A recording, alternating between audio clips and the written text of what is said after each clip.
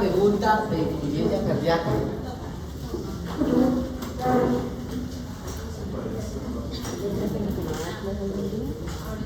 Lo que pasa es que el tema es que todos los temas de medicina son extremadamente largos. Nos las haríamos días enteros para hablar de eso. Días enteros para hablar de los temas. Entonces, mi objetivo de insuficiencia cardíaca es que ustedes entendieran lo que pasa en un paciente con insuficiencia cardíaca. El problema, cuando uno está en el nivel que usted está de estudiantes, es que intenta aprenderse las cosas de memoria. Y aunque han visto anatomía, fisiología, histología, farmacología, nos cuesta integrar mucho eso. ¿Sí? Ustedes cuando se leen el tema de sepsis, les cuesta integrar la microbiología que viene. Y por eso intento no aprenderse las cosas de memoria y al rato se me olvida. Entonces, la idea del ejercicio de insuficiencia cardíaca es que ustedes más o menos integrar. Entonces, ya vamos a hablar del síndrome coronario. El síndrome coronario, y fundamentalmente me voy a enfocar un poco más en cómo debo hacer el enfoque del dolor torácico.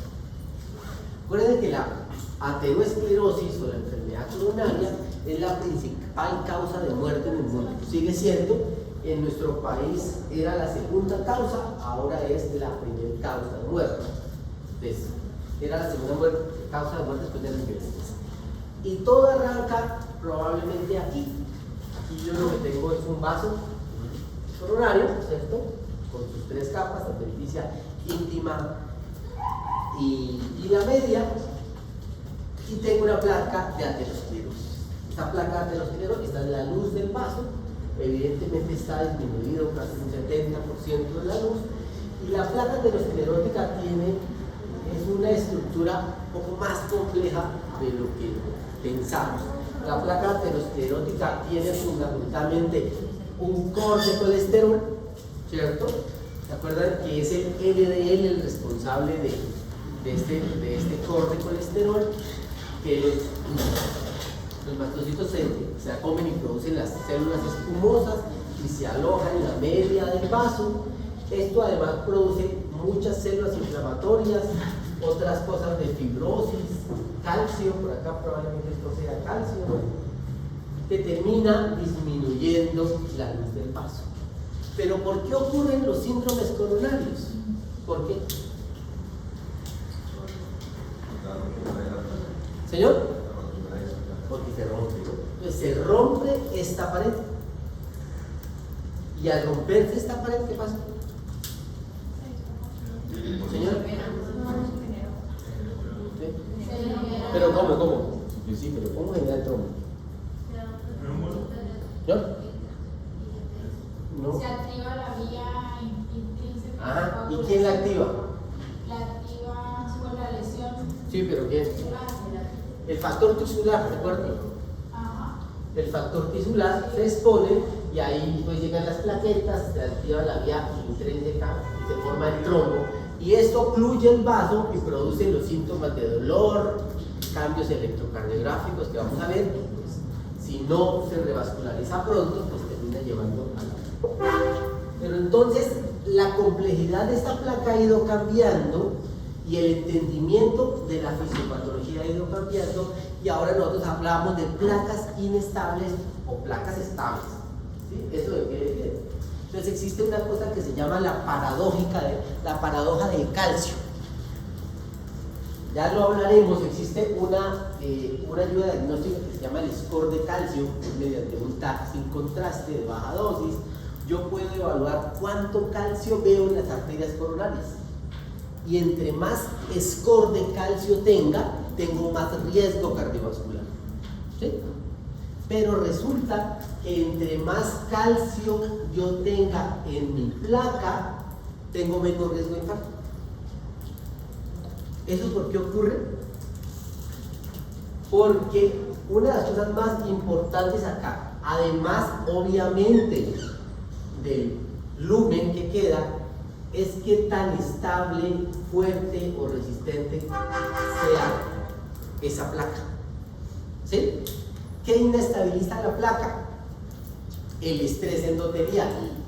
¿Qué genera más estrés endotelial? Más colesterol. Genera más estrés endotelial. Hiperglicemia genera estrés endotelial. Hipertensión arterial genera estrés endotelial. Artritis reumatoide, todo eso genera estrés endotelial. Si yo tengo más estrés endotelial, voy a tener más células inflamatorias acá. Menos fibrosis, menos calcio, luego y tanto más frágil esta placa. Más posibilidad que se rompa. Si yo tengo, señora. Doctor, pero si tengo más calcio, ¿eso no favorece la vasoconstricción? No, el calcio se termina depositando acá. Pues espérame, termino la idea y a ver si lo captamos. Entonces, entre yo más inflamación tenga, le repito, cuando tengo más inflamación, entre más colesterol aquí tenga, más inflamación. ¿Sí? Entre más inflamación endotelial por hiperglicemia, esta placa va a ser más frágil, más posibilidad que se rompa. ¿Sí? Si yo tengo una placa vieja, estable, voy a tener menos corte de colesterol, puede que incluso el tamaño del lumen sea igual, pero el tener más calcio aquí hace que esto sea más resistente. Por eso es la paradójica del calcio. No calcio como ion, ¿sí? Sino calcio como calcificación de una placa. ¿Sí? De pronto esa era la confusión. Sí.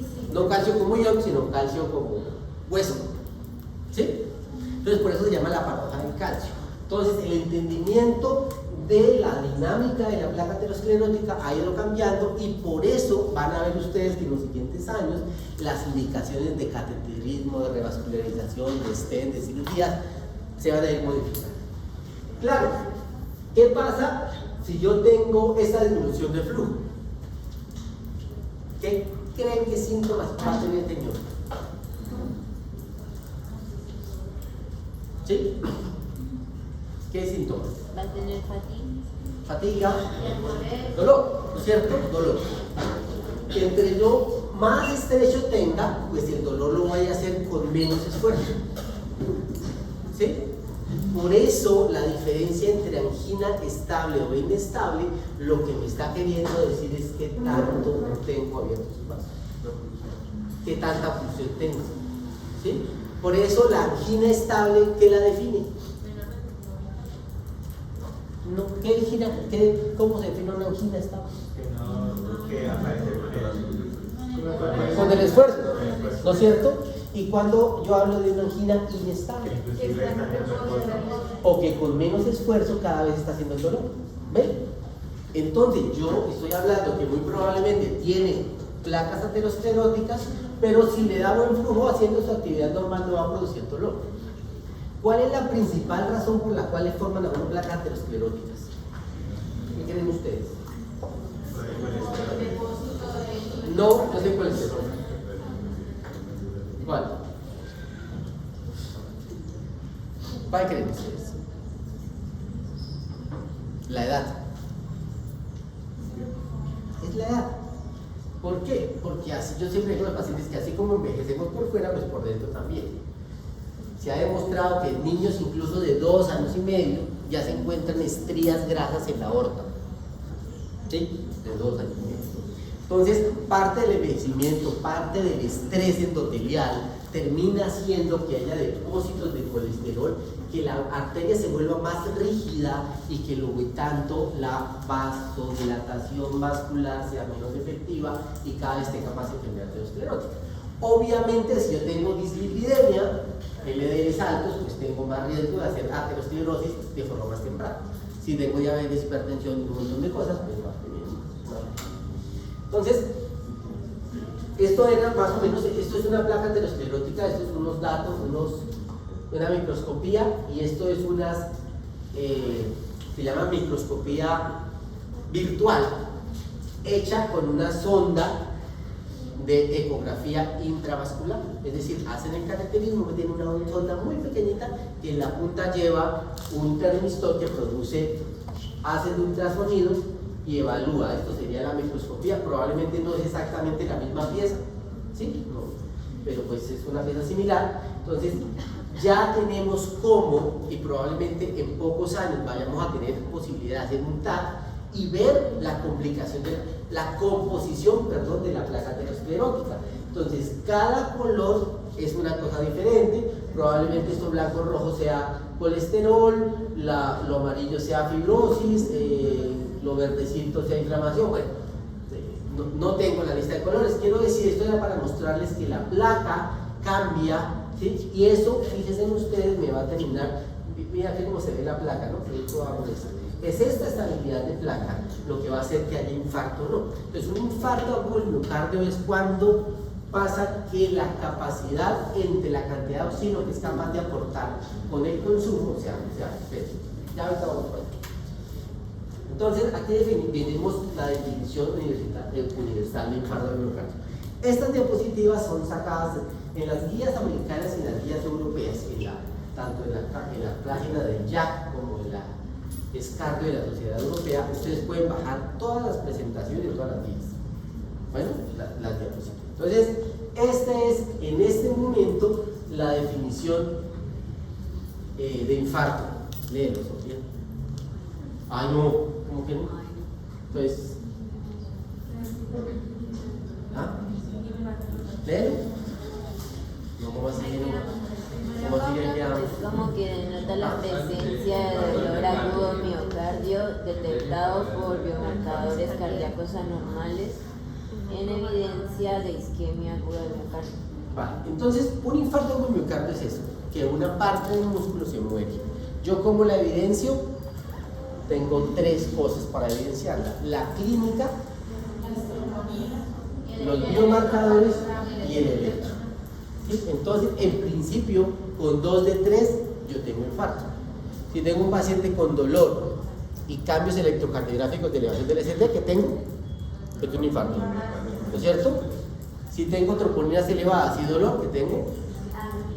Infarto, ¿cierto? Bueno, pero entonces esa es la definición. Es un escenario clínico donde tengo que tener las tres cosas.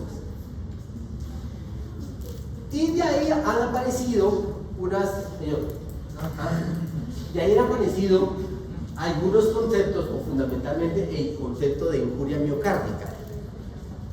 Cuando uno revisa la estadística de todas las series internacionales, encuentra que la angina inestable ha disminuido en prevalencia, o incidencia mejor, la angina inestable, y ha aumentado en incidencia el infarto agudo del miocardio.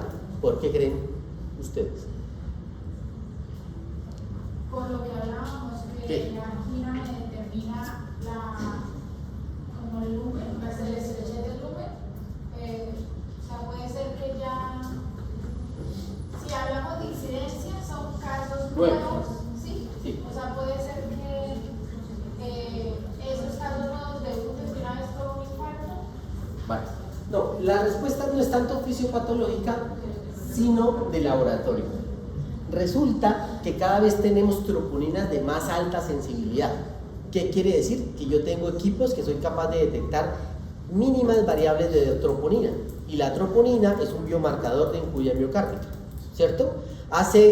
En la época pretrombolítica o en las primeras épocas de infarto, estamos hablando de los años 80, 90, hacíamos diagnóstico con CKMB. Entonces, para que subiera la CKMB necesitaba que una gran cantidad de músculo se muriera para yo tener en sangre elevaciones. Pero ahora, con las troponinas ultrasensibles, con tan solo 1 gramo de ventrículo que se vea afectado, yo voy a tener elevación de troponinas. ¿Y qué define? ¿Cuál es la diferencia entre infarto y angina? El biomarcador. Que en angina voy a tener un biomarcador normal y en cambio en el infarto lo va a tener elevado. ¿Sí? Por eso sale el concepto de injuria miocárdica, que es la detección de ese biomarcador puntualmente y actualmente troponina cardíaca por encima del 99 del percentil máximo de detección en un paciente que tiene alguna otra cosa. Por ejemplo, una fibrilación auricular, ¿cierto? Una taquicardia supraventricular, una maratón, ¿sí? Aún en personas sanas podría tener elevaciones de la troponina, o sea, tener injuria miocárdica, pero no tener infarto por enfermedad aterosclerótica. ¿De acuerdo? Entonces, actualmente el infarto agudo del miocardio se clasifica en varios tipos dependiendo la fisiopatología. Este es el infarto agudo del miocardio tipo 1. ¿Cuál es? Pues es el que clásicamente esperamos, que es un paciente que se le va formulando una placa aterosclerótica, empieza a haber una disminución del lumen, en algún momento esta placa aterosclerótica se rompe, se activan las plaquetas y hay obstrucción del vaso. ¿No es cierto? Entonces, es un infarto porque hay ruptura de una placa aterosclerótica y se tapa la vaso con trombo. ¿Sí? Ese es el típico infarto, tipo 1. Entonces, pues, ¿cuáles son los criterios? Pues un paciente que tenga síntomas de isquemia, o sea, dolor, deterioro de la clase funcional. Eso es importante porque a veces en las mujeres y en los pacientes ancianos la clínica no es tan típica, ¿no? ¿Okay? Entonces hay que tener en cuenta, ya lo miramos. Que tenga cambios nuevos en el electrocardiograma, ya miraremos cuáles son, y que tengan alguna imagen de evidencia con un ecocardiograma, con una resonancia, y además pues que encuentre un trombo o una placa aterosclerótica en un cardiograma. Esas son los criterios de clasificación. Existe el infarto agudo miocardio tipo 2. ¿Cuál es este? En este ¿puedo tener enfermedad aterosclerótica? Sí, ¿cierto? Lo que pasa es que hay un desbalance entre el consumo y el aporte de oxígeno. Por ejemplo, puedo tener un paciente que tenga una placa leve, moderada, cercano al 70% de una arteria coronaria, y resulta que le dé un hipertiroidismo, ¿sí? Empieza con taquicardia, empieza a doler el pecho y yo tengo y elevación de biomarcadores. Probablemente no se trombosó, no se rompió la placa aterosclerótica, pero como se excreció, un aumento del consumo terminó haciendo pues infarto, ¿sí? O puedo tener un paciente que haga un vasoespasmo. Esto es relativamente frecuente en jóvenes, en usuarios de cocaína, por ejemplo, producen infartos por severos vasoespasmos de los pacientes coronarios, ¿sí? No tengo placa aterosclerótica, pero hace un vasoespasmo que va a llevar a esa medida. O puedo tener una disección no aterosclerótica de la arteria coronaria, relativamente frecuente, un poco más frecuente en mujeres jóvenes y embarazadas, o en pacientes que tengan alguna colagenopatía, enfermedad de Marfan, Lois Diez, o otras cosas que pueden favorecer a disección de las coronarias. Mire, en la disección de la coronaria, ¿qué pasa? Parte del flujo se va por el vaso, otra se va por entre la íntima. Se disminuye el flujo y luego hay tanto una disminución de la corticoide, ¿cierto? Y cuando hay un imbalance nada más del aporte de consumo, sin que tenga vasoespasmos, sin que tenga disección o sin que tenga placa coronaria previa, ¿cierto? Entonces, por ejemplo, en un paciente que haga una taquicardia supraventricular, por ejemplo, eleve biomarcadores. ¿Listo? Cambia. ¿Por qué es importante esta clasificación? Porque el tratamiento cambia, ¿cierto? Obviamente, si yo voy a manejar un paciente que tiene una placa aterosclerótica rota, tengo que darle trombolíticos, ponerle un stent, diferente a si es un paciente que hace vasoespasmo, probablemente tengo que darle medicamentos que disminuyen el vasoespasmo. ¿De acuerdo? Entonces, pues, fíjese que en últimas lo que cambia es síntomas igual, cambios de isquemia igual, pueden desarrollar ondas copatológicas, claro que sí, pero imagen que evidencia pérdida de la viabilidad y probablemente sindasmos estructurales de arterios.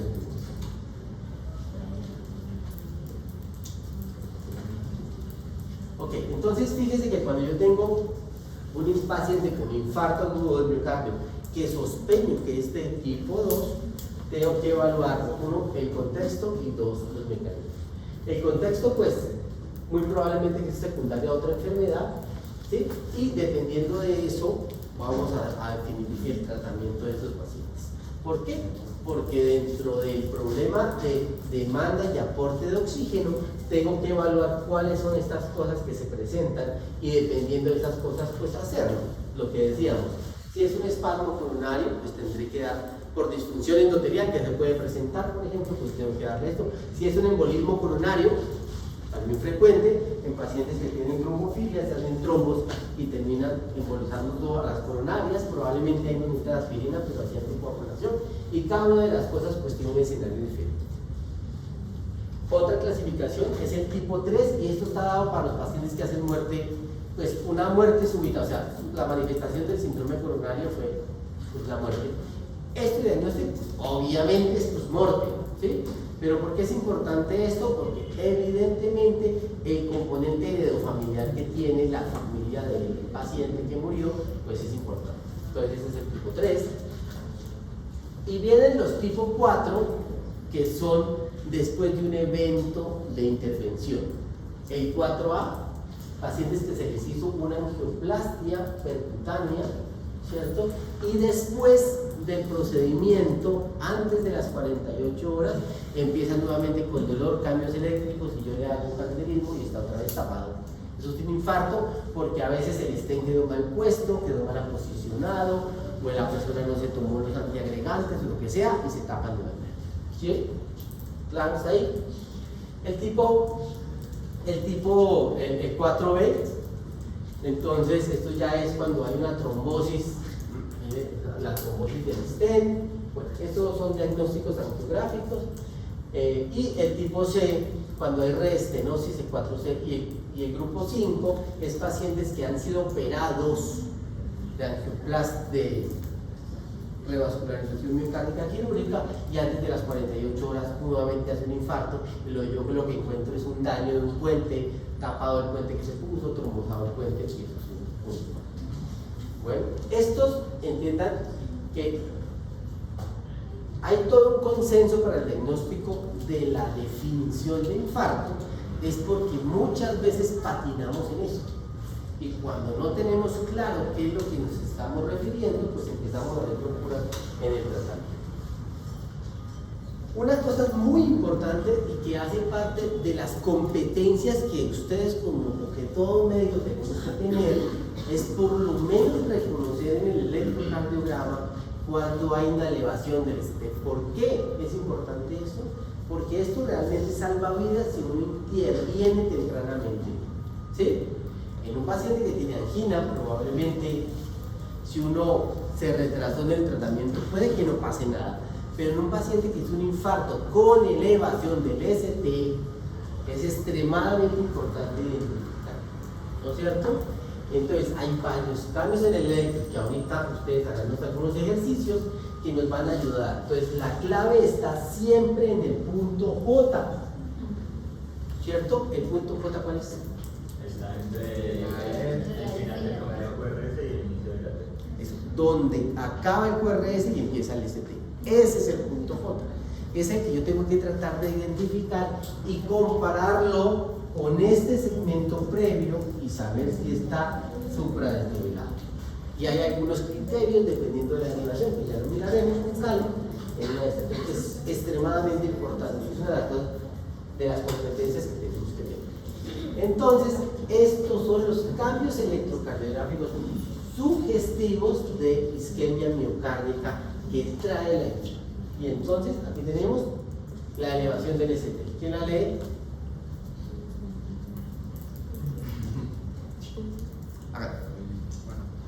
Una nueva elevación del ST en el punto J en dos motivos, con puntos de corte mayores a 1 milímetro en todos los puntos. En las derivaciones.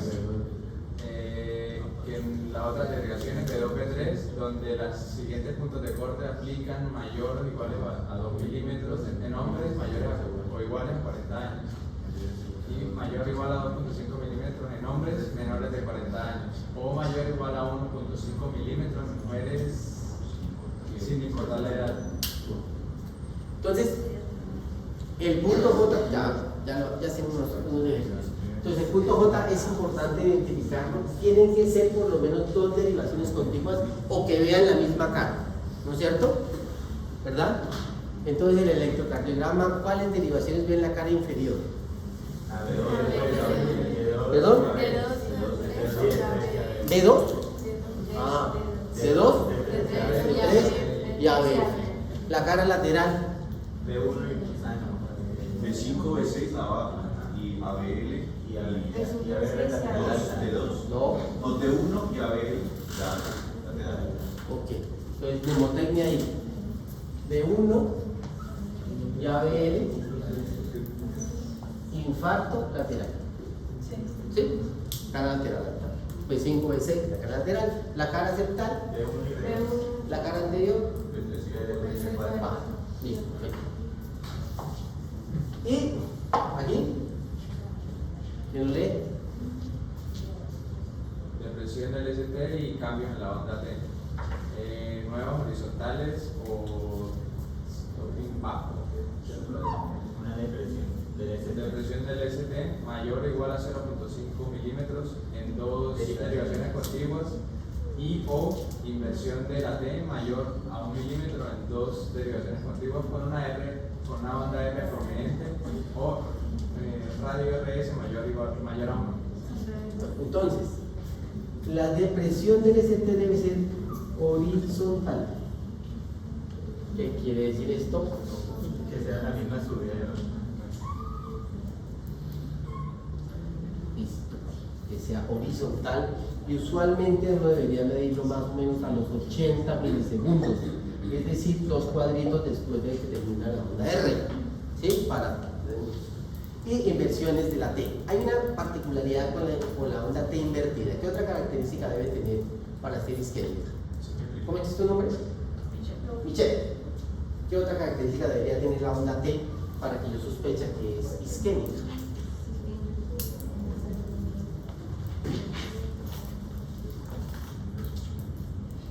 También puede ser una banda de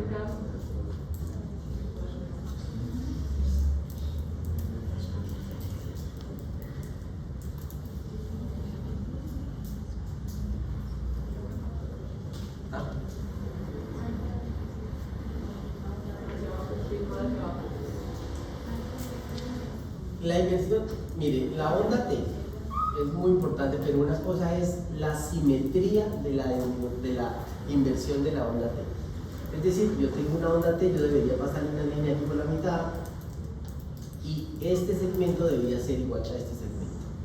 Eso es lo que me hace sospechar que esta onda sea isquémica, porque hay otro montón de cosas como sobrecarga, hipertrofia, que me puede producir una onda T asimétrica. Esto es más de hipertrofia, esto es más de sobrecarga ventricular, esto es más de isquemia. Obviamente esto tiene que ser en el contexto del dolor torácico, ¿vale? Del dolor torácico.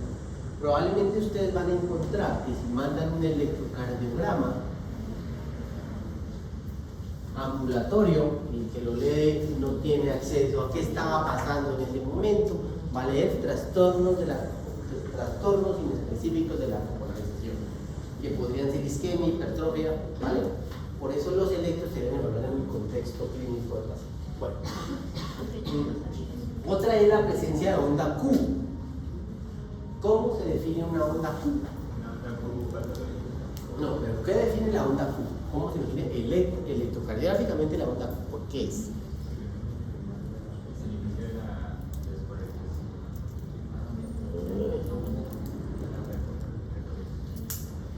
Bueno, entonces es la primer deflexión del QRS antes de una onda R. Eso se va a llamar onda Q. ¿Sí?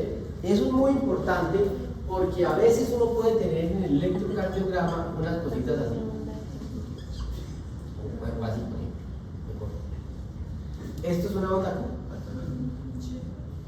No. Porque la onda R está antes. Eso no se llama, ¿vale? Entonces, por eso es que hay que ser muy consistentes cuando uno mira el electrocardiograma, porque es la deflexión negativa. En cambio, esto sí es podría ser una onda, o sí es una onda Q. Sí es una onda Q. Ahora, si es una onda Q patológica o no, ¿de qué depende? ¿Cómo se define ahora si la onda Q patológica? Ok, pues ahí está, pero una cosa muy importante es la duración. Si esta duración, voy a usar un cuadro de estos. Acuérdense que cada cuadrito del electro, cuadrito pequeño, ¿cuánto mide?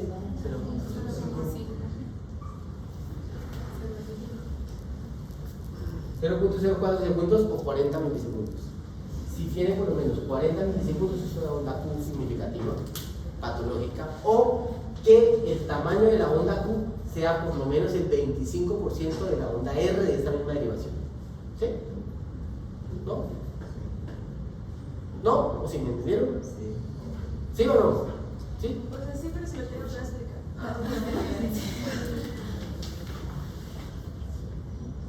Entonces yo puedo tener esto, o en esa misma derivación puedo tener esto.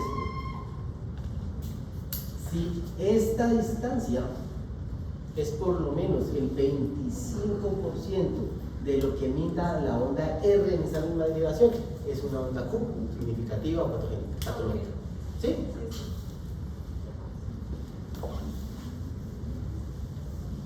Entonces, con esa misma onda puedo mirar mi información. Sí, la onda Q, que ya vamos para allá, pero la onda Q lo que me habla es de necrosis. Puede ser de 2 horas, puede ser de 2 años, ¿verdad? Pero me habla de necrosis, de una lesión instaurada. Por eso, ahorita lo vemos en unos ejemplos, pero la evolución del electrocardiograma en enfermedad coronaria, del síndrome coronario, depende del tiempo y del tipo de lesión que esté verificando. Entonces, el síntoma cardinal es el dolor torácico, ¿cierto? El problema es que cuando yo tengo dolor torácico, que es la segunda causa de consulta en urgencias, ¿no es cierto? Tengo un montonón de variables que tengo que tener en cuenta para poder hacer el diagnóstico de síndrome coronario. Acuérdense ustedes, como decíamos, que el determinante de la cantidad de oxígeno que llega, pues son muchísimas, ¿no es cierto? Desde la frecuencia cardíaca, el grosor de la pared. Recuerden ustedes que las arterias coronarias son epicárdicas. A ver si me entienden este dibujo. Estoy haciéndole un corte lateral al corazón, ¿sí? Yo tengo mi arteria coronaria, digamos que la descendiente anterior viene por aquí, y ella se va cada vez más profundizando, y las ramas vienen aquí. ¿Sí? Entonces aquí tengo el endocardio, el miocardio y el epicardio. ¿Sí? Si yo disminuyo el flujo, no tapo la arteria, disminuyo el flujo porque tenga la placa que vimos, o porque bajo la presión arterial. ¿Sí? ¿Cuáles sectores creen ustedes que se ven inicialmente afectados? El su endocardio. ¿Sí? Por eso los cambios eléctricos, cuando no hay obstrucciones totales, ¿dónde se ven? En la onda T y en el ST, infradesnivel del ST. ¿Sí? Entonces las isquemias endocárdicas se ven aquí. En cambio, si le pongo un tapón aquí, la lesión va a ser transmural y lo que voy a tener es una elevación del ST. ¿Sí? Por eso en las anginas, ¿qué cambio eléctrico esperarían ustedes encontrar? ¿Ah? No, pero ¿por qué supra? En las anginas estables.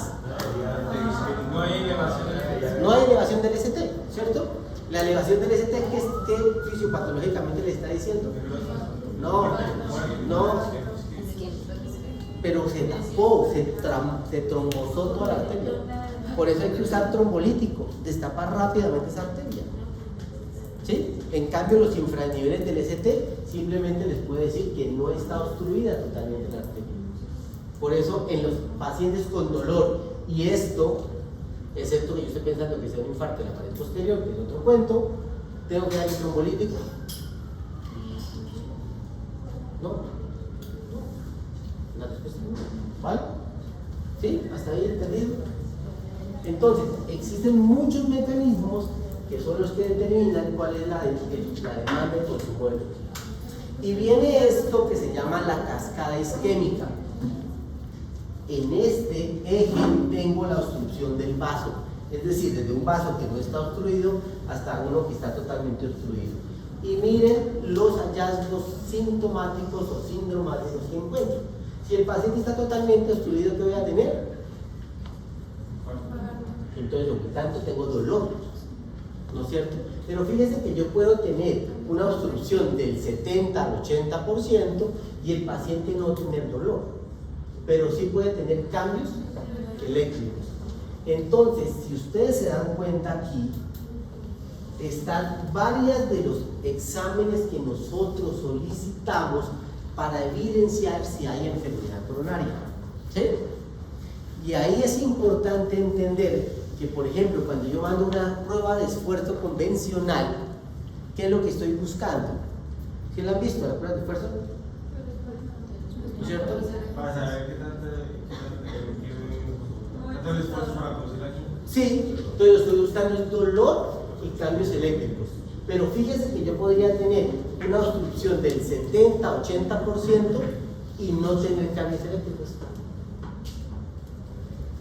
Por eso les adelanto una perla: las pruebas de esfuerzo convencional cada vez las usamos menos en un paciente que yo crea que realmente tiene enfermedad coronaria, porque hay muchos falsos negativos, y sobre todo en las mujeres no pidan esa prueba, excepto que quieran saber qué tanto es capaz de hacer ejercicio y otra cosa, pero no para buscar enfermedad coronaria. Siempre que ustedes digan, esta señora o este señor, sobre todo si es señora, tiene un dolor atípico, ya miraremos esas cosas, un dolor, y yo creo que puede tener enfermedad coronaria porque es hipertensa, porque es diabética, porque tiene factores de riesgo, quiero buscarle un examen que me diga si está haciendo angina o no, no pidan pruebas de esfuerzo convencionales. ¿Y por qué la mujer no? ¿Ah? ¿Por qué la mujer no? Porque decía mi profesor de cardiología, este es un comentario machista, que a las mujeres no había que creerles ni en el electro. No, lo que pasa es que las mujeres usualmente suelen presentar manifestaciones atípicas de la enfermedad coronaria. Con la mujer pasa una cosa y se llama la paradoja de los estrógenos también, por ejemplo. Las mujeres tienen, en la edad premenopáusica, tienen más riesgo de ACV y menos riesgo de infarto. O sea, se mueren más hombres, comparativamente en la edad, de infarto que mujeres. Parece que los estrógenos, después de la época menopáusica, se equipara el riesgo, pero las mujeres tienen más riesgo de ACV que de infarto, ¿vale? ¿Sí?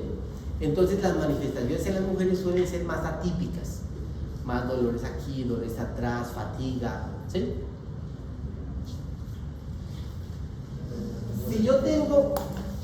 Si sigo bajando, o sea, lo que tengo acá es dolor, después tengo cambios eléctricos, antes voy a tener disfunción sistólica. Es decir, que si a un paciente con factores de riesgo le hacen un ecocardiograma y resulta que tiene disminución de la fracción de eyección, ¿en qué hay que pensar? Que pueda tener enfermedad coronaria. Y hay que buscarlo. Antes de eso existen cambios en la diástole. La diástole es muy importante y la diástole no le paramos bolas, ¿sí? Acuérdense que la diástole es 2/3 del gasto cardíaco, del ciclo cardíaco, ¿sí? Entonces, cuando el corazón empieza a tener isquemia, empieza a volverse más rígido. Entonces, ojo en los ecocardiogramas cuando le reporten disfunción diastólica, porque probablemente le están diciendo que funcionalmente ese corazón no está bien, y una de las principales causas es la enfermedad coronaria. Antes de eso hay disminuciones de las perfusiones, es decir, puedo tener pacientes que tengan enfermedad coronaria, que tengan disminución de la perfusión, pero yo le hago una eco y el diástole está bien, la sístole está bien, pero si no lo detecto tempranamente, probablemente se va a enfermar. Y aquí está el score de calcio, que es una forma temprana de poder identificar pacientes que están en riesgo. Todo esto es cierto que cuando yo evalúo un paciente con riesgo cardiovascular, ¿sí? Entonces, dependiendo del riesgo que tenga, ya digamos de que va a depender el riesgo, pues tengo que escoger varias imágenes o estudios diferentes para poder evidenciar. Entonces, una clave muy importante es la clínica. Por eso ahorita una compañera me hacía una pregunta, yo le dije, mire, siempre que uno esté confundido con el caso, si ustedes no lo han entendido, el caso clínico de la persona, el único que tiene la respuesta es el paciente, hay que volver a preguntarle. Entonces miren esto, este es un paciente de 25 años, sin antecedentes de importancia, consulta por dolor en el pecho, en el tórax izquierdo, descrito como intensidad severa, que lleva más de 4 horas, no se irradia, niega tos, niega vómito. En toda la medicina, pero el dolor torácico es importantísimo siempre esclarecerle toda la clínica. Dolor torácico, ¿dónde le duele? Tóquese. ¿Cómo le duele? ¿Es un chuzón? ¿Es un apretón? ¿Es un quemón? ¿Con qué se le aumenta? ¿Con qué se le disminuye? ¿Cuánto le lleva doliendo? ¿Qué otros síntomas tienen? Porque ese contexto de cosas son los que les va a ayudar a ustedes a decir, este paciente puede ser un síndrome coronario, yo le voy a tomar un electro ya, me voy a poner a correr con él, o quédese ahí y espéreme y en 4 horas vengo y me desocupe a ver. Pero esas características es, cada vez que tenemos interconsultas de cardiología adolecemos eso, porque el paciente llega por dolor precordial, se solicita valoración por medicina, por medicina interna o por cardiología. ¿Sí? Y cuando uno me pregunta dónde le duele, no, aquí me duele. Y es que mire esto que tengo, la pulmonía. ¿Sí? ¿Por qué? Porque esto dolor precordial. No, hay que tratar de diferenciar. Y en clínica es muy importante. Mire, a veces cuando uno está en un hospital como este, como el otro en el que trabajamos, que están los cardiólogos y todo, no pasa nada. ¿Sí? Yo le pido al internista que el internista mira a ver qué. Y el internista me pide al cardiólogo a ver qué. Y uno del cardiólogo, pues hagamos el cateterismo por lo menos a ver qué. No, el problema es cuando ustedes estén solos tomando la decisión de decir, estoy por allá en la vereda Tarrolizo, ese paciente me toca mandarlo porque está malo, o no, le voy a dar medicamento para el dolor, vengan 8 días a ver cómo está y tranquilo que eso está bien. Ahí es importante y por eso la clínica es extremadamente importante. Pero mire este otro caso, mismo dolor torácico, pero tiene 65 años, diabetes mellitus, hipertensión arterial, reporta una molestia en el pecho, región precordial, tipo peso, leve a moderada intensidad, que se aumenta al caminar, asociado a dolor en el maxilar inferior, duración de 20 minutos. ¿Cuál creen que tiene más probabilidad de enfermedad coronaria? ¿El primero o el segundo? ¿Cuál creen que se está quejando más de dolor? ¿Sí? Pero probablemente lo que a ustedes va a ayudar es que ustedes dicen, pues este tiene 65 años, este es diabético, el dolor es un tipo diferente. Por estas características clínicas son extremadamente importantes. Entonces, por ejemplo, este electro, ¿quién se le va a animar? Traigo 60 electros en toda la cámara. ¿Ah? ¿Quién? ¿Quién? Miren, aquí no pasa nada. Incluso no pasa nada que me digan no tengo ni idea qué es esa onda, porque es donde podemos solucionar la duda. Pase uno de ustedes, pase uno. Pasa, ¿cómo es tu nombre? Sí. No, tú. Venga para acá, no se demore porque si no nos alarga aquí la cosa.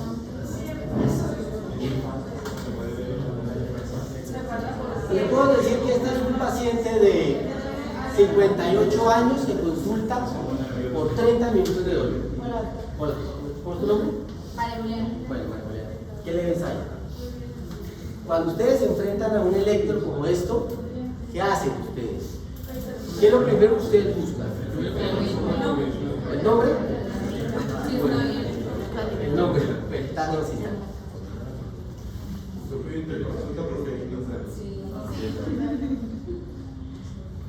Las ondas de Eso es lo primero que tú buscas, ¿sí? o sea, la constancia de las ondas Que estén regulares. que esté negativo en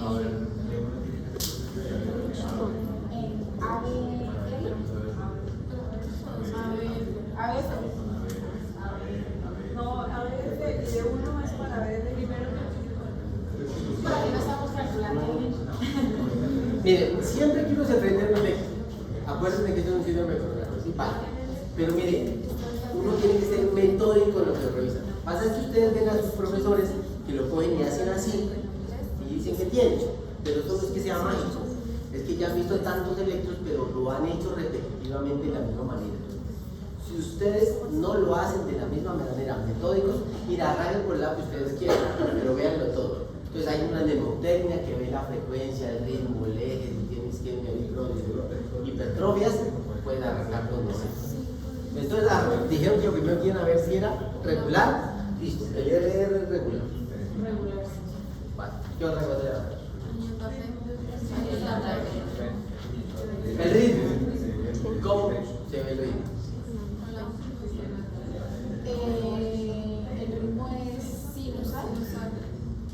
Normalmente sí. ¿Y cómo se sabe que es el ritmo Por la onda sinusal? P. Por la onda P. ¿Dónde está la onda? Sí, Esa es la onda. ¿Qué más? ¿Qué más tengo que ver para que sea sinusal? Seguida un QRS. Listo, que haya una P y que todas las P sean seguidas de un QRS y que todos los QRS vayan precedidos de una alza P. ¿Sí? Entonces, las derivaciones en las cuales yo tengo que medir la onda P es de 2. ¿Por qué? porque es la que me ve la cara lateral y desde la cara lateral puedo ver como el impulso del nodo, la despolarización de las aurículas. Porque si el nodo sinusal está aquí, la onda de despolarización de la onda P va hacia abajo y hacia allá, ¿cierto? Entonces todo lo que va, este es de 2. Entonces, si la onda P va de arriba para abajo y de derecha a izquierda, ¿cómo la voy a ver en D2? Es la derivación que mejor me ve la onda P. El tamaño, lo tengo que medir en esta. Y hay otra clave en la onda P que es V1. V1 está acá. V1 es esta. Puede tener onda P bifásica. ¿Por qué? Porque mire, V1 está acá. Entonces hay unas ondas que se le acercan a V1, las veo positivas, y otras que se le alejan a V1, las veo negativas. Luego, en tanto, ¿esta qué aurícula es? ¿Esta es la derecha o esta es la izquierda? Sí, y por eso es que sus profesores cuando ven el electro dicen tiene posible crecimiento auricular izquierdo. ¿Por qué? ¿Qué creen que ven ellos? Esto.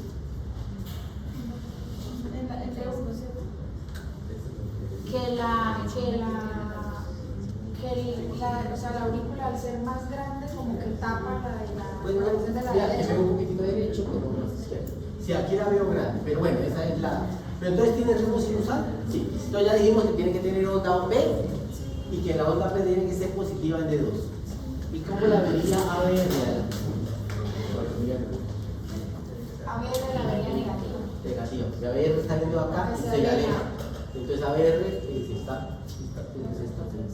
negativa. Entonces, ¿tiene ritmo sinusal? Sí. Bueno, esto es un paciente con dolor. Busca el punto J.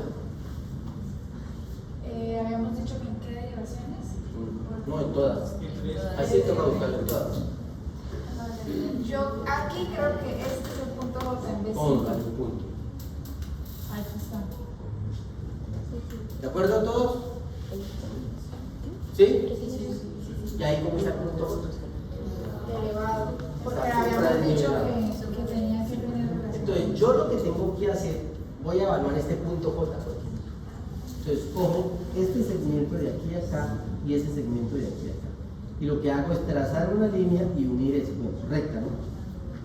Y ahí está supradesnivelado. Tendría que este segmento pasar por esa línea. Lo normal debería ser que esto bajara aquí. Y no está bajando ahí. Está supradesnivelado. Entonces, ¿qué es lo que me está queriendo decir?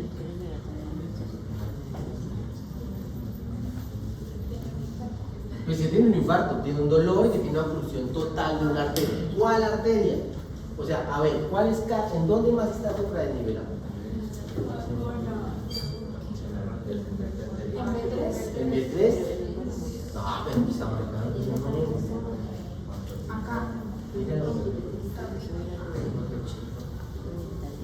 Fíjense que casi no tiene complejo. Sube la R y casi desde aquí arranca. ¿Sí ven? Está súper. En B2. En B2, ¿dónde está el punto J? Acá. Ese es el punto. En B4, ¿dónde está? Acá. Sí. En B5, ya lo hemos marcado. En B6,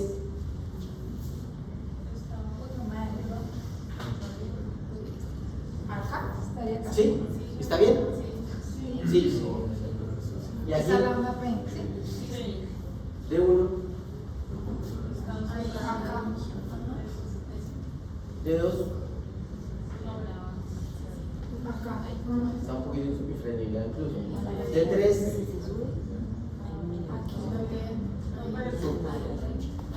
No. sí, ahí. Está la P. Sí. Sí. ABL Acá.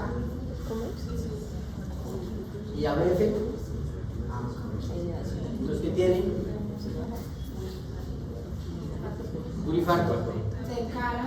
hay un cardio con elevación en T. ¿En qué ¿En cara? qué caras? Bueno, dedo me mira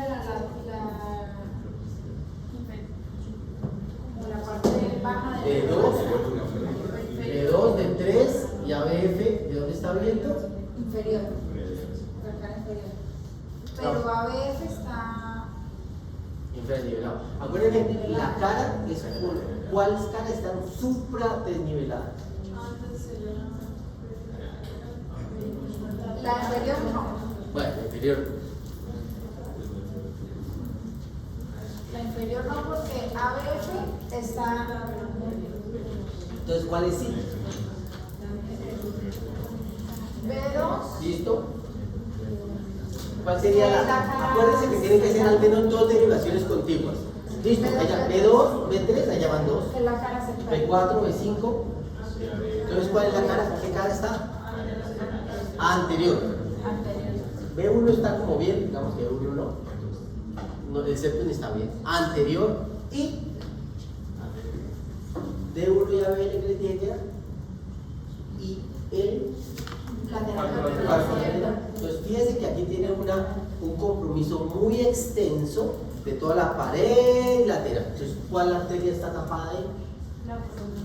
¿La coronaria derecha o la coronaria izquierda? Izquierda. La izquierda. Ok. Antes,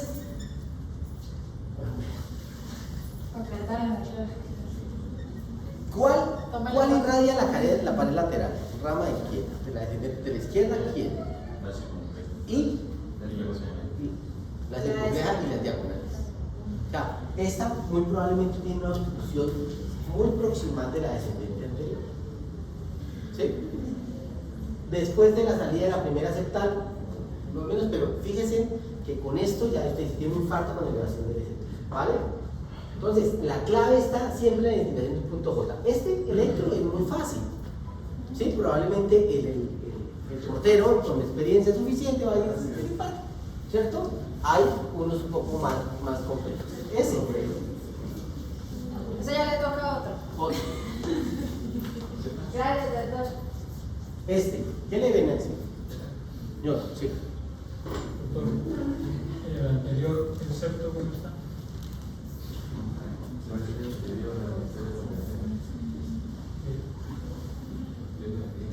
Esto. Aquí está probablemente afectado. Este, lo que pasa, acaba el dedo. B1 sí está un poquitín supradesnivelado, es una proximal, pero arranca, fíjense que donde hay más supradesnivelado en B4. O sea, sí, esta es una descendente anterior proximal, bien proximal. O sea, la denominación anteroceptal Sí, sería válida ahí. sería válido.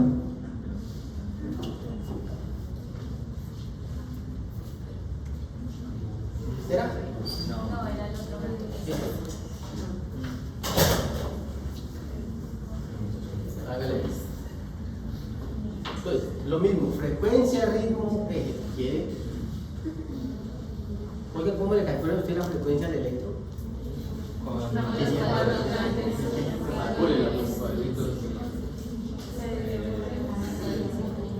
Entonces, ojo, D2 siempre debería tener una derivación larga, siempre, porque en D2, en la derivación larga tengo que evaluar la frecuencia y el ritmo. ¿Ok? Entonces, aquí siempre busquen la frecuencia. Rítmico, sí, el RR es regular. ¿Y qué frecuencia tiene? Como 60. 60, aquí tiene 5, 10, 15, 18 cuadritos. 1500 dividido en 18. Como 62.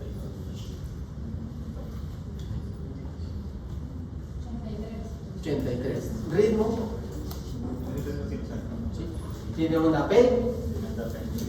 Como dijo ahorita, todas las ondas P van seguidas de un QRS. Oiga, ¿qué pasa si yo tengo una P y no va después un QRS? Puede que haya un bloqueo.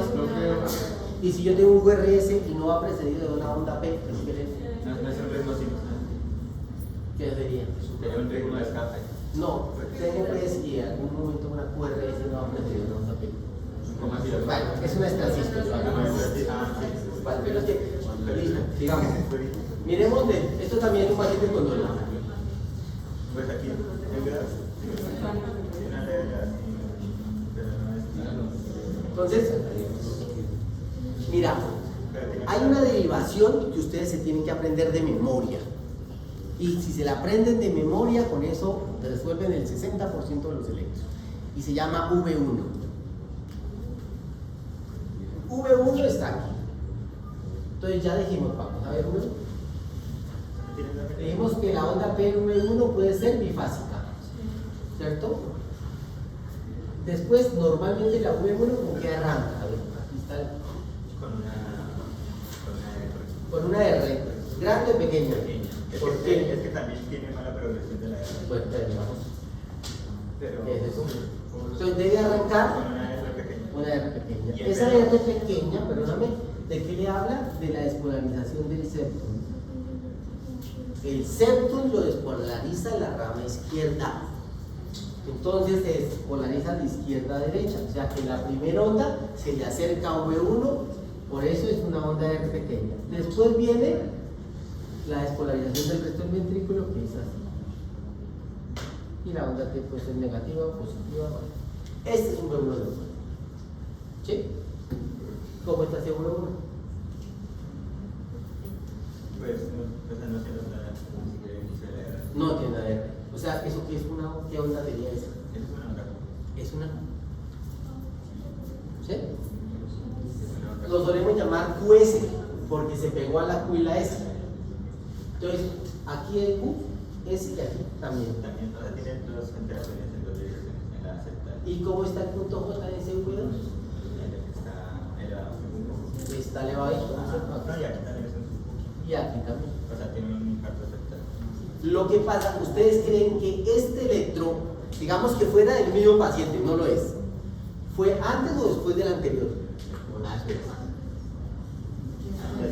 No jodas. Ah, no, después. Después porque tiene Q, Sí. ¿cierto? Entonces acuérdense que la evolución de los electrocardiogramas, el infarto agudo miocardio con elevación del ST, si yo lo tomo muy tempranamente, voy a tener T's hiperagudas antes de que se me eleve el ST, en los primeros minutos. Después voy a tener elevación del ST. Después voy a tener, empieza la onda Q y el ST se va para allá y la onda T se invierte. Y después voy a tener ondas Q. Esta es la evolución natural de los electros. ¿Sí? Por eso la guía les recomienda, si llega un paciente con dolor torácico, en los primeros 10 minutos debería tener un electro. Y si ese electro es normal, hágale un electro a los 10 minutos. ¿Ok? Porque la variabilidad, o sea, yo la podría encontrar incluso normal. ¿Sí? Ese cambios dinámicos en el ST es lo que me habla de que algo se pasa en la coronal. ¿De acuerdo? ¿Sí? Bueno, me puedo saltar, me voy a saltar porque si no nos cambiamos. ¿Y este otro? Bueno, esto realmente tiene muy similar al mismo anterior que habíamos visto, ¿no? Anterior. Este. Tiene un bloqueo.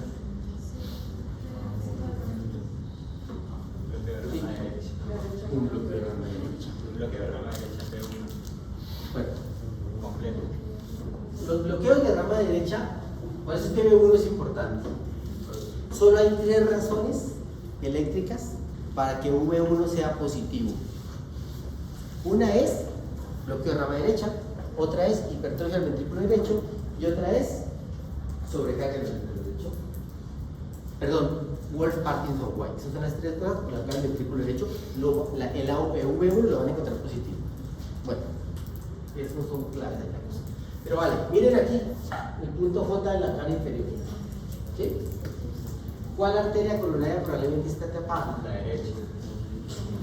Entonces, de la derecha de coclea hay unas características, pero esta es la derecha.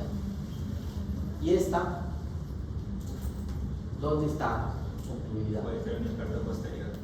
¿Por qué? Porque tiene infraniveles de B1 y B2. Sí, ¿y dónde está el nivel? B2 No. y B3. De 2. No, pero yo prefiero un infra. Ah, sí, claro que sí. Que son cambios recíprocos de la pared posterior. Puede ser posterior, un infarto posterior. Bueno, va.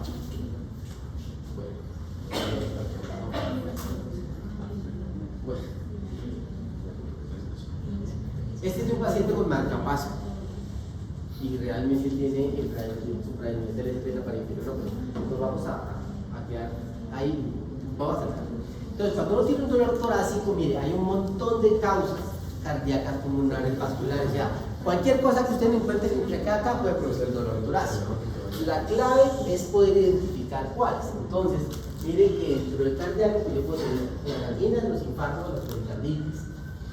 Existen algunas características clínicas que me ayudan a mí a determinar qué sucede a origen cardíaco, cuáles son las que me dan más puntaje, que sea desencadenado por el ejercicio, la duración, cuando es sobre todo enfermedad coronaria, no suele ser menos de 20 minutos ni más de 30 minutos, se puede asociar a un montón de cosas. ¿Sí? En la pericarditis da frote pericárdico, que me saltó esta cosa. Y existen algunas otras cosas, pero ya les muestro un algoritmo que construí en base a varias características clínicas. Doctor, entonces, si ya pasó una hora, ¿significa que ya no es infarto? No. Tiene menos probabilidad. ¿Y ya en cuánto tiempo se descarta? ¿Después de cuántas horas ya? No, la única forma que tú lo descartas es que hagas troponinas y estén negativas, ¿no es cierto? De infarto, no de dolor, no coronario. Ya vamos para allá. Esas son características clínicas. Por eso el muchacho decía que llevaba 4 horas doliéndole. Usted decía, esto probablemente no es infarto. En cambio, el señor dijo, me duraba 20 minutos y me pasaba. Y solo era cuando hacía ejercicio se me presentaba. El caso ahí hipotético de 65 años. ¿Sí? Entonces, son datos que nos van a ir diciendo, aclarando el panorama. Entonces, esto que es una guía muy buena que se la recomiendo, que está publicada en Ya, que es sobre la evaluación del dolor torácico. O sea, fíjense que esto es un problema en todo el mundo. En todo el mundo tenemos el mismo problema. Muchos pacientes con dolor torácico, muchos que probablemente les pedimos troponinas sin necesitarlo, y muchos que a veces con troponinas positivas no sabemos qué hacer. Entonces ellos dan una mnemotecnia que es que, mire, el dolor torácico es una manifestación muy importante de la enfermedad coronaria, que las troponinas de alta sensibilidad son fundamentales para el diagnóstico de infarto, que siempre tengo que hacer una evaluación temprana de esos pacientes. Por eso es que la guía le recomienda, llega con dolor torácico, tomen el electro. Si ustedes están en urgencias de internos y otro dolor torácico, carguen el electro y tómeselo. El electro está bien, ya pienses en diferente y le da un poquito más de calma, ¿sí? Pues no le digan, espere que ya en un rato le va a tomar la enfermera el electro, lo tómense ustedes. Obviamente, movilizarlo tempranamente donde podamos hacer estudios y test de estudios cuando se necesite. Entonces, fíjense aquí que, no se va a ver poco, aquí tengo rangos de edades y cuáles son las etiologías principales del dolor torácico. Esto es una gran serie que es americana. En menores de 44 años, en todos la principal causa de dolor torácico son dolores no específicos del tórax, en todos los grupos de tarea. Pero mire que por encima de los 45 años, es la enfermedad coronaria el segundo factor. ¿Sí? Entonces, siempre la tengo que descartar. En los menores de 40 años, la segunda son dolores con la respiración. Por ejemplo, o sea, pericarditis, pleuritis, ¿sí? O los otros dolores abdominales, dolores de huesos. Entonces, pero ojo, que por encima de 45 años, yo siempre tengo que pensar en enfermedad coronaria. Eso es que significa esa gráfica. Ahí.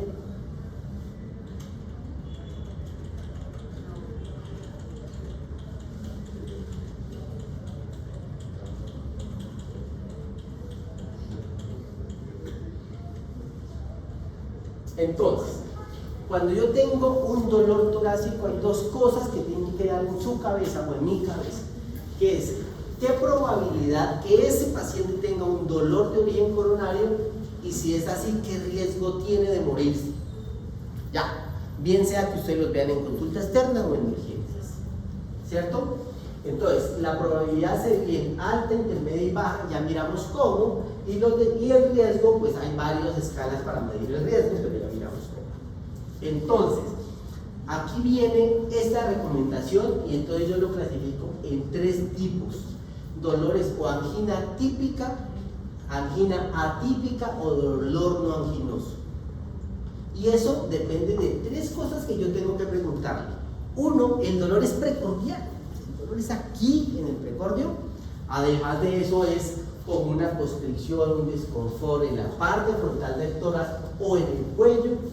Se va a la mandíbula, al hombro o al brazo. Esta parte es una sensación de opresión. ¿Es así el dolor? Eso me da un punto. Es eso, ¿sí? Dolor precordial. La segunda, se le precipitó en actividad física o en estrés emocional. O sea, ¿cuánto fue que le dio? Y el tercero, se le alivia si usted se está quieto, se tranquiliza o le ponen nitratos. Si la respuesta a las 3 preguntas fue en sí, este paciente tiene una angina típica. ¿Vale? Si la respuesta fue sí a solo 2 de estas, la angina es atípica. Y si la respuesta es 1, así o ninguno, es dolor no anginoso. ¿Ok? Con esas 3 cosas. ¿Y eso para qué me sirve? Porque yo tengo que evaluar cuál es el panorama de riesgo. Entonces aquí tengo hombres, mujeres y unos grupos etarios.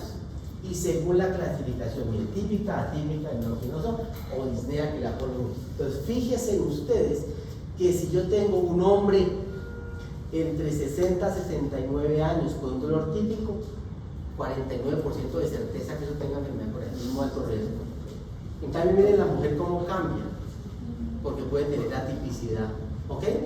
Entonces, entre más edad tenga, entre más factores de riesgo tenga y el dolor sea típico atípico, yo tengo que decir que este tiene probabilidad alta y que este tiene probabilidad baja. Y por acá estos tienen probabilidad intermedia. ¿Ok? ¿Hasta ahí claro?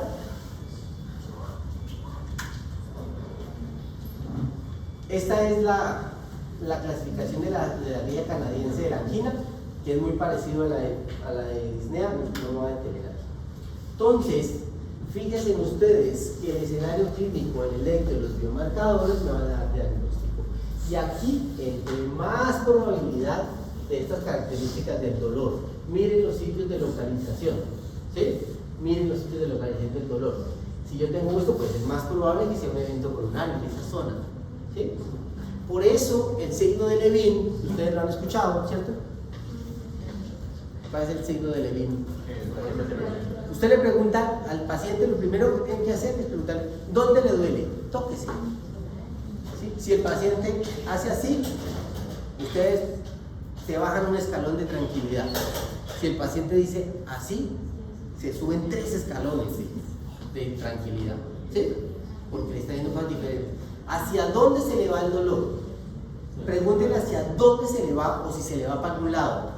No diga se le va para el brazo, porque culturalmente los pacientes, si usted le dice le duele la punta del pelo, le van a decir que sí y los van a confundir, ¿sí?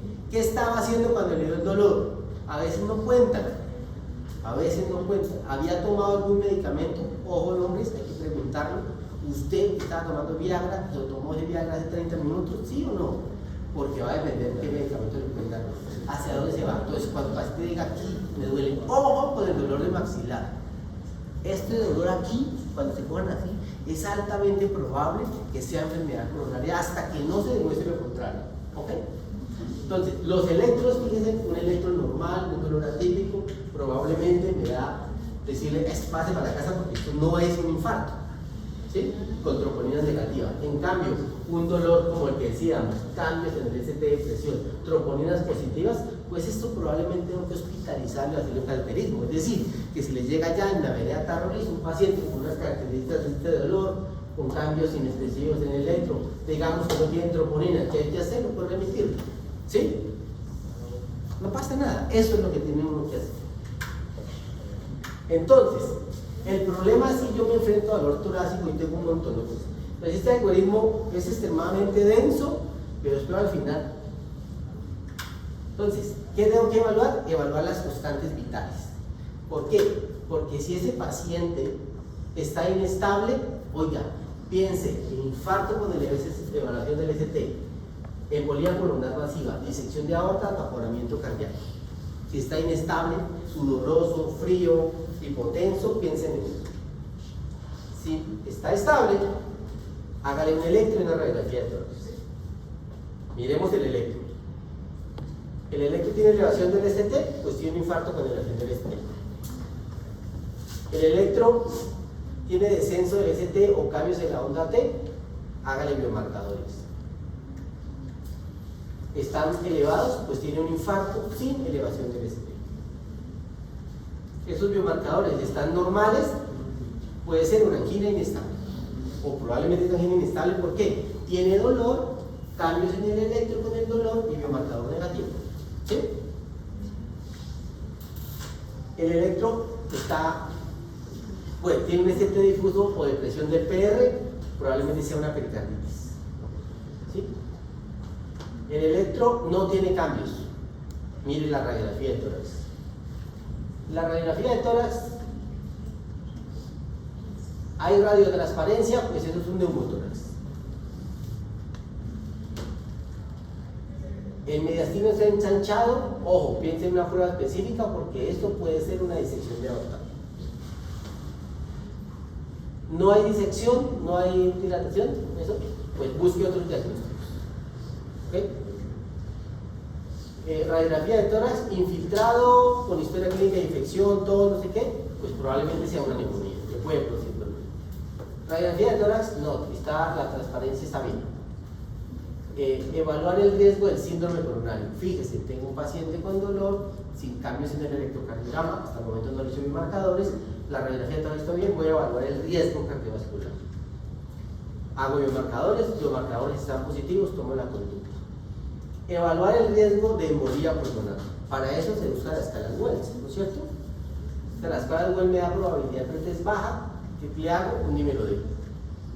Dímero D es negativo, pues descarto embolía pulmonar y hay que buscar el diagnóstico.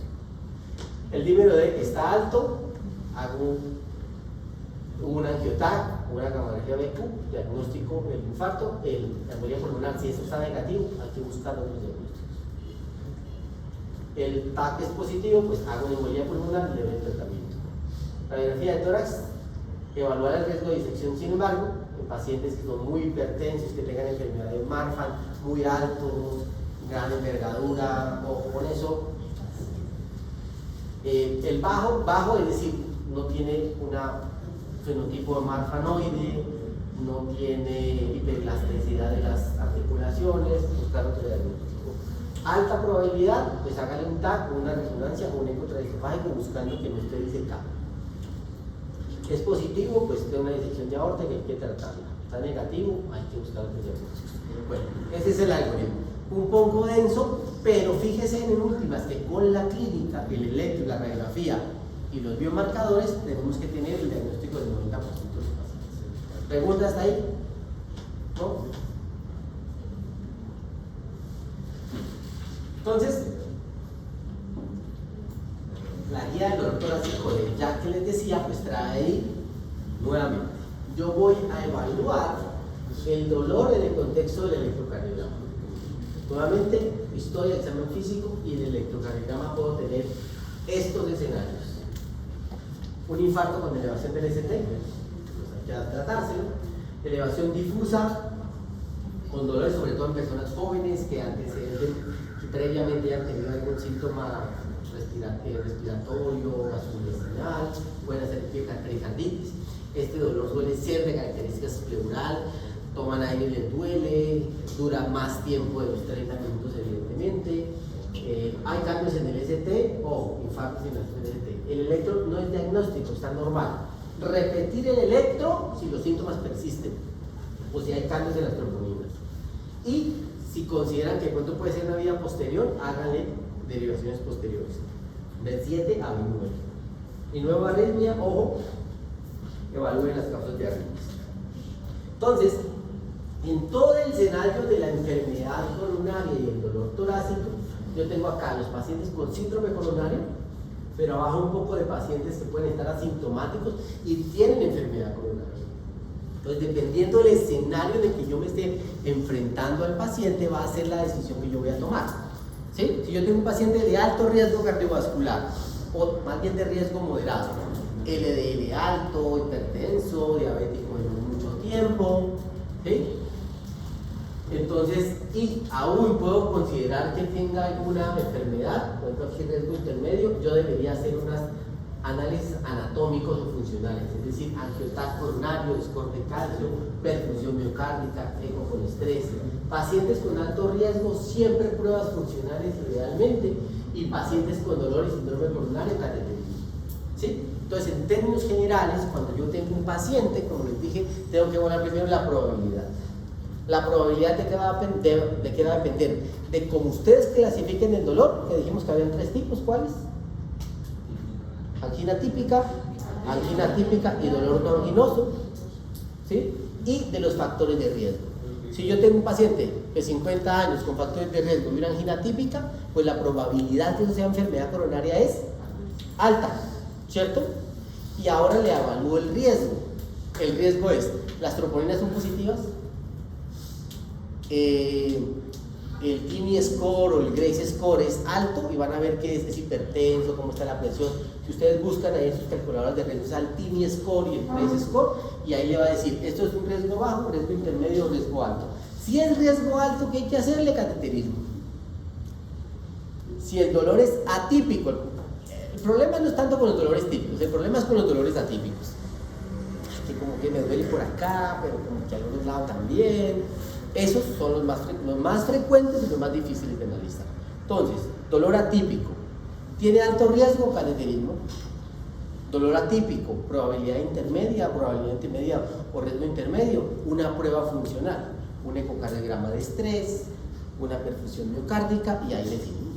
Y si es riesgo bajo, podrían hacer una prueba funcional dependiendo el riesgo. ¿Sí? ¿Sí? ¿Hasta ahí me entendieron? ¿No? ¿Muy confuso la cosa?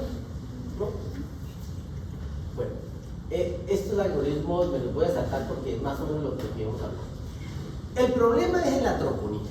La troponina ultrasensible, lo que es capaz de evaluarme es que un poquito de miocardio ya. ¿Sí? Cuando ustedes les hagan preguntas, probablemente se les sube la troponina. ¿Sí? Y si tuviera la alta sensibilidad, de pronto les estaría generando un problema miocárdica. Entonces, fíjense ustedes cómo, si yo hago un test convencional de troponina o una alta sensibilidad, fíjense ustedes cómo aumento lo patológico de la detección.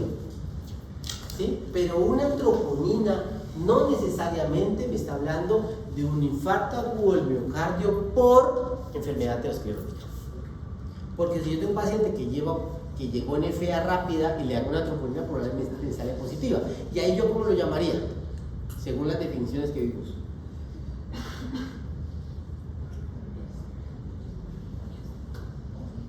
Sofía. ¿Quién le manda a llamar a Sofía? ¿Ah? Injuria miocárdica, ¿sí o no? ¿No es cierto? ¿Sí? ¿O no? Sí. Bueno. Entonces, el problema muchas veces es cómo yo interpreto la troponina. Y lo primero es, mira, ¿En qué caso puede ser justificado revelar el delta de troponina? ¿en qué caso?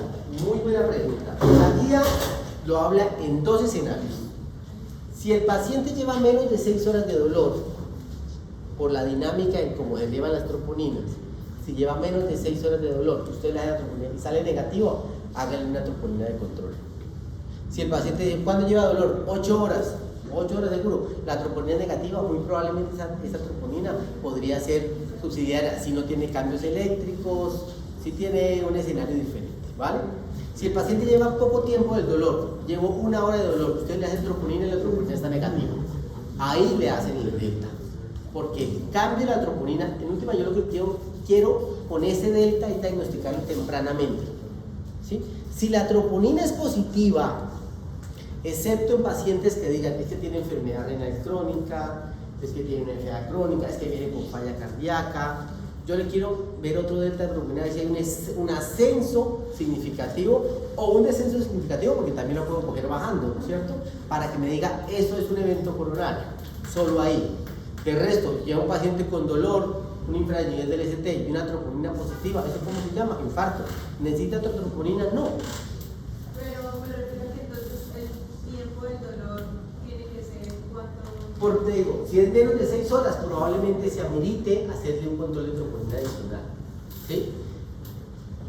Hay, al menos dependiendo de la troponina que uno esté usando, por eso no se puede generalizar, hay protocolos de 1, de 3 y de 6 horas, dependiendo de la troponina.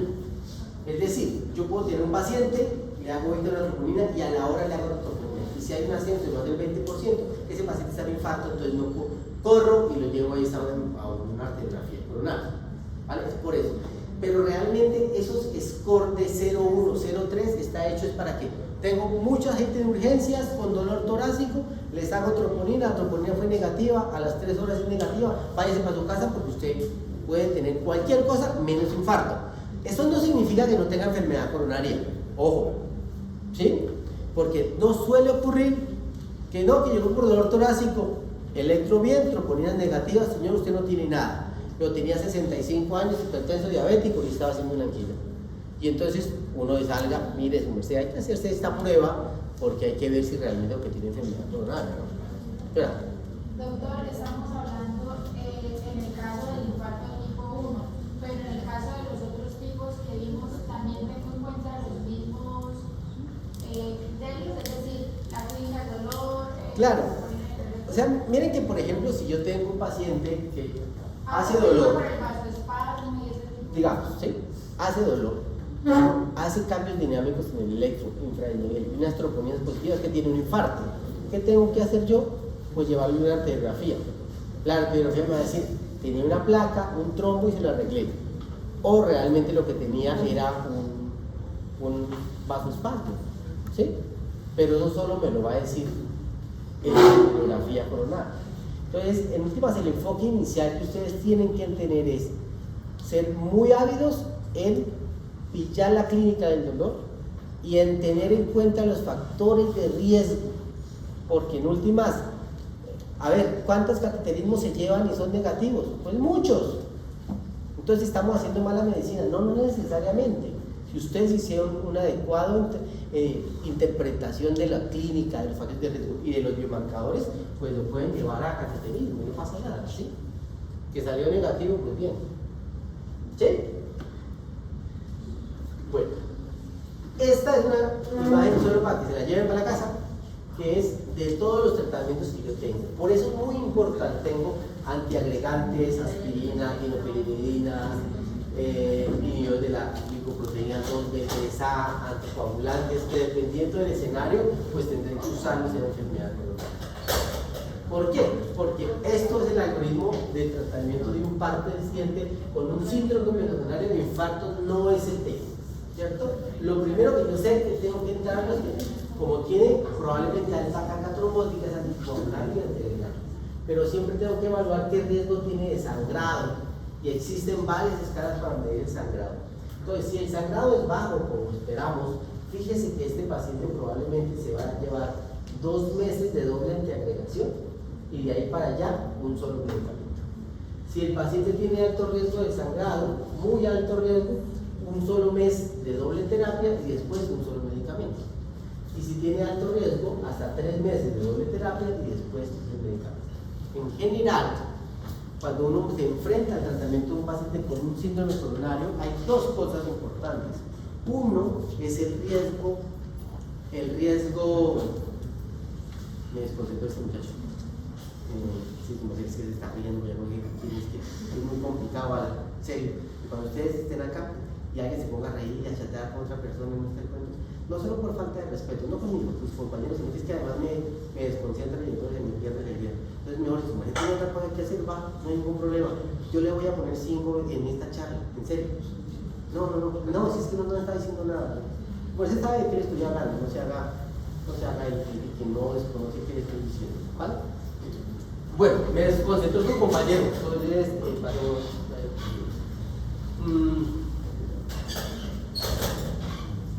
esto es. Muchos de los pacientes que tienen enfermedad coronaria, afortunadamente muchos de los pacientes también se enfrentan a fibrilación auricular. Y acuérdense que la fibrilación auricular, el problema es el riesgo tromboembólico adicional. Entonces ellos necesitan terapia de anticoagulación, entonces eso está muy definido. Miren, la guía europea tiene incluso una app donde ustedes la pueden acceder gratuitamente y siempre que tengan una duda, a este paciente tengo que darle aspirina, clopidogrel, por cuánto tiempo, mejor lo revisen. Estas decisiones clínicas que son tan importantes deben ser como cuando un piloto entra en crisis de un avión. ¿Saben que ellos en la película sacan el libro? ¿Qué hay que hacer? Apaga el motor, préndalo. Eso uno debería hacer. Y uno como médico no está, es un error que uno diga que todos lo tienen que saber. No, hay información que uno sabe y otro que sabe dónde buscar. El identificar el punto J, que lo hicimos, es una información que ustedes tienen que saber.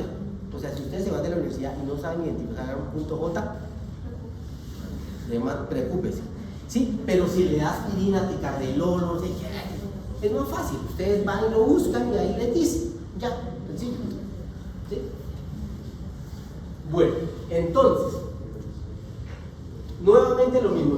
Perdonen que yo sea insistente con eso, pero es lo más importante. Ustedes cuando son los primarios atendientes, la clave, lo que ustedes tienen que ir a buscar es que este paciente no tenga un infarto con elevación del ST.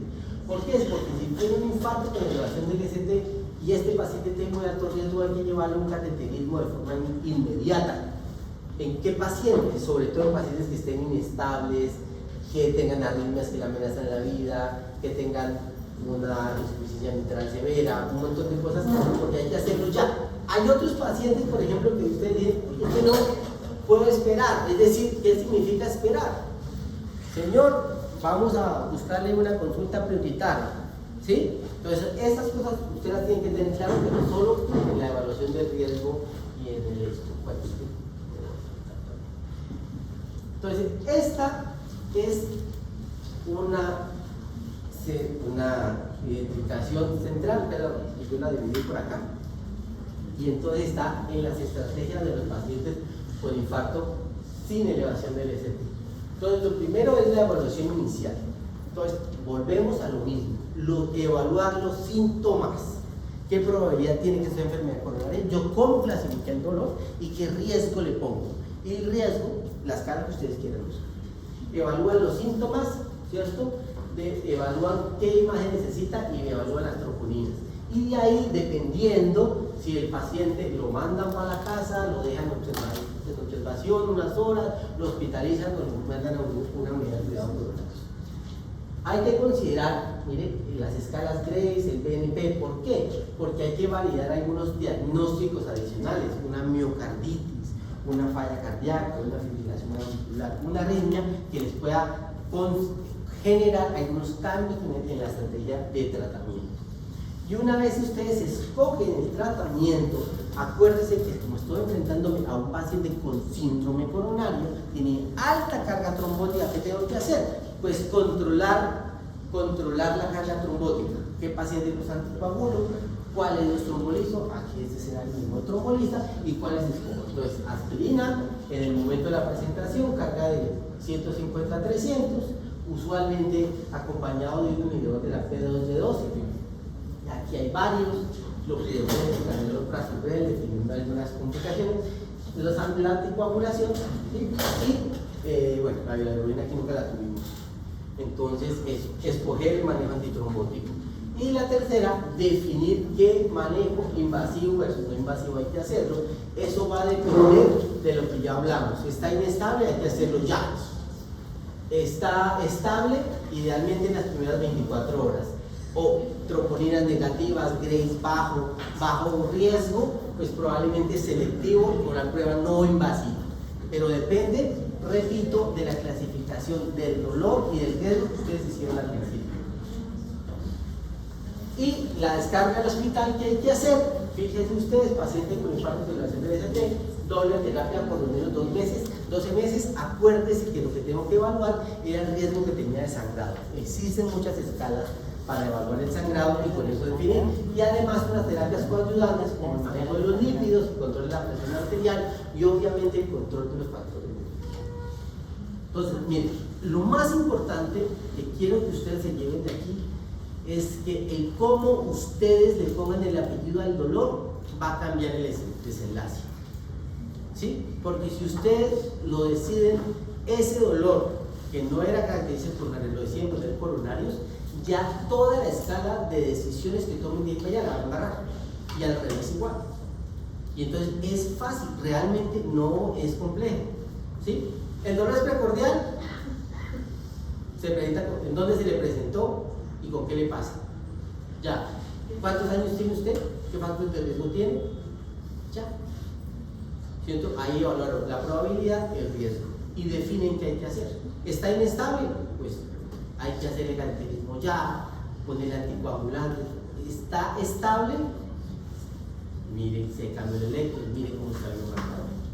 Y últimas, pues ese algoritmo un poco complejo que tratamos de desarrollar para donde tratamos de evaluar al menos los dolores torácicos más severos o más graves. ¿Preguntas? ¿No? ¿Todo conforme? Bueno, me pasé un poco.